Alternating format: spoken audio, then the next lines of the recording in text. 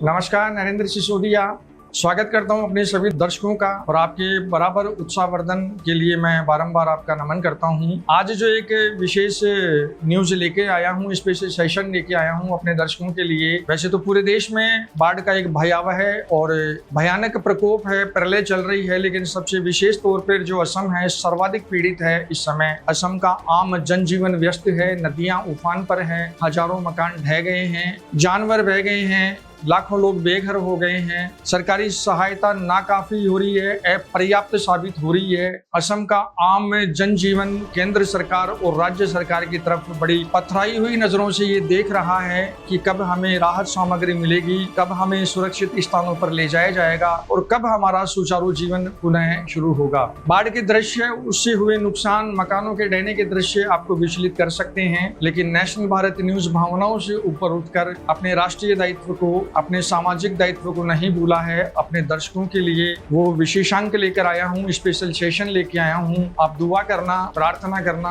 असम के बाढ़ पीड़ित आम जन के लिए, उन बच्चों के लिए, उन महिलाओं के लिए, उन बाढ़ पीड़ितों के लिए कि केंद्र सरकार और राज्य सरकार विशेष पैकेज जारी करे और उन्हें पुनर्वास का उन्हें साधन करे, रोजगार का साधन करे। मकान टूट गए, मकान ढह गए, हजारों करोड़, करोड़ों करोड़ की प्रॉपर्टी का नुकसान हो गया। भले ही दृश्य विचलित करने वाले हों, लेकिन मैं आपके लिए शेयर कर रहा हूं, साझा कर रहा हूं। वो वीडियो शुरू करता हूं अपने दर्शकों के लिए। असम में लगातार बारिश के बाद ब्रह्मपुत्र और उसकी सहायक नदियों का जल स्तर तेजी से बढ़ा। कई नदियां खतरे के निशान के ऊपर बहने लगी, जिसके कारण निचले इलाकों और गांवों में बाढ़ का पानी फैल गया। ऊपरी असम के शिवसागर, चराड़देव, जोरहाट, डिब्रूगढ़, तिनसुकिया और धेमाजी समेत कई जिले बाढ़ से प्रभावित रहे। कई गांवों का सड़क संपर्क टूट गया, सड़कों और पुलों को नुकसान पहुंचा और खेतों में पानी भरने से किसानों की चिंताएं बढ़ गई। बाढ़ के कारण बड़ी संख्या में लोगों को सुरक्षित स्थानों पर पहुंचाया गया। कई परिवारों को अपने घर छोड़कर राहत शिविरों में शरण लेनी पड़ी। राहत शिविरों में प्रभावित लोगों के लिए भोजन, पीने का पानी, दवाइयां और जरूरी सुविधाएं उपलब्ध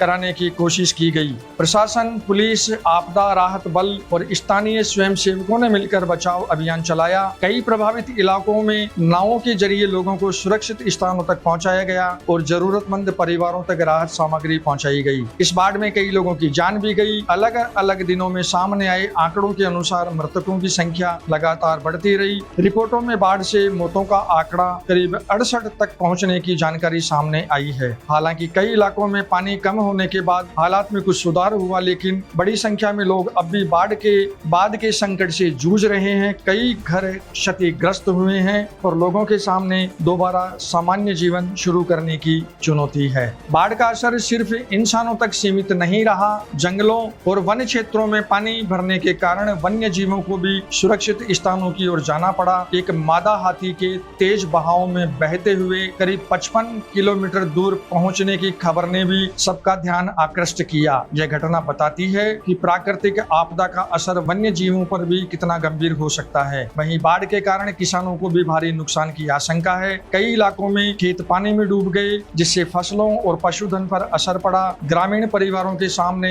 अब घरों की मरम्मत, खेती को दोबारा शुरू करने और आजीविका बहाल करने की बड़ी चुनौती है। असम सरकार और केंद्र सरकार की ओर से हालात पर लगातार नजर रखी गई। राहत और बचाव कार्यों को तेज करने के निर्देश दिए गए। प्रभावित इलाकों में जरूरी सेवाओं को बहाल करने और सड़क संपर्क सुधारने का काम भी जारी रहा। कुछ क्षेत्रों में पानी का स्तर घटने के बाद संपर्क व्यवस्था को बहाल करने की कोशिशें भी तेज हुई, लेकिन बाढ़ का पानी कम होने के बाद भी चुनौतियां खत्म नहीं हुई है। जल भराव वाले इलाकों में बीमारियों का खतरा, साफ पानी की कमी और क्षतिग्रस्त सड़कों व घरों की मरम्मत अब प्रशासन के सामने बड़ी जिम्मेदारी है। नेशनल भारत न्यूज, केंद्र सरकार, माननीय प्रधानमंत्री आदरणीय श्री नरेंद्र मोदी जी, केंद्रीय गृह मंत्री अमित शाह जी, असम के मुख्यमंत्री हिमंता बिस्वा शर्मा जी और पूरे प्रशासन से ये विनम्र निवेदन करता है कि अपने राहत बलों को प्रभावित क्षेत्रों में भेजें, मीटिंगों तक ना रहें। खुद मुख्यमंत्री जी हवाई सर्वे करें, बाढ़ पीड़ित क्षेत्रों में जाएं और ज्यादा से ज्यादा असम की